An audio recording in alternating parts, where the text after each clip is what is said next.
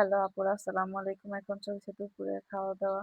দুপুরের খাবার ছিল, আজকে ছিল লতি, রুই মাছের ডিম, রুই মাছ দিয়ে পটল তরকারি আর ছিল ডাল। সবগুলো খাবারই অনেক সুস্বাদু, এখন মজা হয়েছে।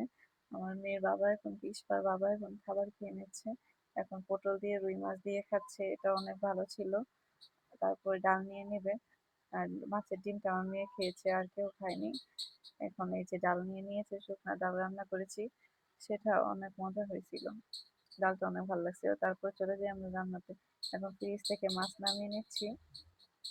আমার ফ্রিজের অবস্থাটা বেশি ভালো না, সবাই কোনো কিছু বলবেন না। তারপর এখন কাটাকুটি করে সব ধুয়ে রেখে নিয়েছি।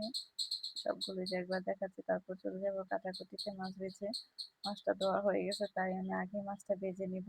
ভেজে আস্তে আস্তে কাটবো আর একটা একটা করে রান্না করব। আপনাদের চলেন সবগুলো দেখাই। এখন আমি মাছগুলো ভালো করে ভেজে নিব। মাছ ভাজা হলে তারপর একটু একটু করে বসাই দিব। মাছগুলো ভালো করে ভেজে নিতে হবে। মাছগুলো ভালো করে ভেজে নিচ্ছি। এখন আমি ডালটা ভালো করে মেখে বসাই দিব। হাতে মেখে বসাই দিতে আগে সিদ্ধ করে নিয়ে আজকে আজকে ডাল ভুনা করবো। আর ডাল ভুনাটা খেতে ভালো লাগে, এই জন্য ডালটা ভুনা করেছি। ডালটা সবকিছু দিয়ে মাখিয়ে অল্প একটু পরিমাণ পানি দিয়ে হালকা পানি দিয়ে বসে দেবো। এখন আমি চলুন কাটাকুটি করে নিই আমরা। এই যে পটল কেটে নিচ্ছি। বটিটা কাটতে যে একটা কমফোর্টেবল, চাকু দিয়ে কেটে এতটা ভালো লাগে না, তাই আমি একটু বটি দিয়ে কেটে নিচ্ছি। আমার আপুরা কিছু মনে করবেন না। পটল কেটে নিচ্ছি, তারপর আলু কেটে নিব। একে একে সবগুলোই কেটে নিব। সবগুলো কাটাকুটির পর আস্তে আস্তে যেটা আগে হয় সেটাই বসাই দিতে হবে। একটার আগে আবার রান্না শেষ করতে হবে। আমার মেয়ে আসবে মাদ্রাসা থেকে, এই যে 40 মিনিটে গোসল করে খাবার খেয়ে তারপর আবার চলে যেতে হয়। এই জন্য তাড়াতাড়ি করেই রান্নাটা শেষ করে ফেলতে হয় আমার। সকালে উঠছি, উঠেই আজকে একটা অনেক বড় দুর্ঘটনা থেকে আল্লাহ আমাদের রহমত করেছে। আমার মেয়ের উপর ড্রেসিং টেবিলটা পড়ে যেতে নিয়েছিল, কিন্তু আল্লাহর রহমে কিছু হয়নি। এখন সবকিছু কাটাকাটি হয়ে গেছে, কাটাকাটি প্রায় শেষ। কাটাকাটি হলেই রান্না শুরু করে দিব। আজকে নর্মাল খাবারই আপনাদের জন্য নিয়ে আসলাম। এটাও দিব লতির সাথে। সবকিছু একসাথে শুটকি দিয়ে রান্না করলে অনেক ভালো লাগে খেতে। অনেকে শুটকিটা পছন্দ না, কিন্তু আমাদের কাছে অনেক ভালো লাগে খেতে, তাই রান্না করি প্রতিদিনই কোনো না কোনো যে শুটকি ভর্তা একটা থাকে। আজকে আবার বাদাম ভর্তা বানাবো একটু। এখন পটলগুলো ভেজে নিচ্ছি ভালো করে।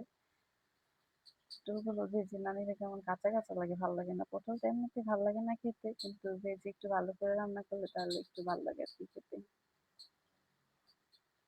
আমার হাজবেন্ড আমি কোনো সবজি খেতে চায় না, বাটা সবজি না খেলে তো হবে না, তাই আমি অন্য সবজির সাথে আর কোনো কিছু রান্না করে সেই সবজিটা খাই। শুটকি দিয়ে ভালো করে নাড়াচাড়া করে নিচ্ছি। এটা ভালো করে কষিয়ে নিতে, হালকা পানি দিতে হবে, না তো লেগে যাবে, পুড়ে যাবে। তাই পানি দিয়ে কতক্ষণ কষিয়ে সব মশলা দিয়ে দিব এখানে। লবণ, হলুদ, মরিচ দিয়ে ভালো করে কষাতে হবে। ভালো করে কষিয়ে তারপর কেটে কুটে রাখা সব সবজিগুলো দিয়ে দিব। লতি, কই আর কালো বেগুন দিয়েছিলাম, সবগুলো একসাথে দিয়ে দিব। সবগুলো অ্যালার্জির খাবার, যাদের চুলকানি তারা এটাকে স্কিপ করবেন, এটা খাবেন না। অনেক অনেক চুলকায় এগুলো খেলে, যাদের অ্যালার্জি। আর করোনা টিকা দেওয়ার পর থেকে তো অ্যালার্জির কথা নাই বলি। এখন সবগুলো দিয়ে ঢেকে দিব। অ্যালার্জি হলে কি হবে, খাবার তো খেতেই হবে, তাই মজা লাগে, এর জন্য সবাই খাই।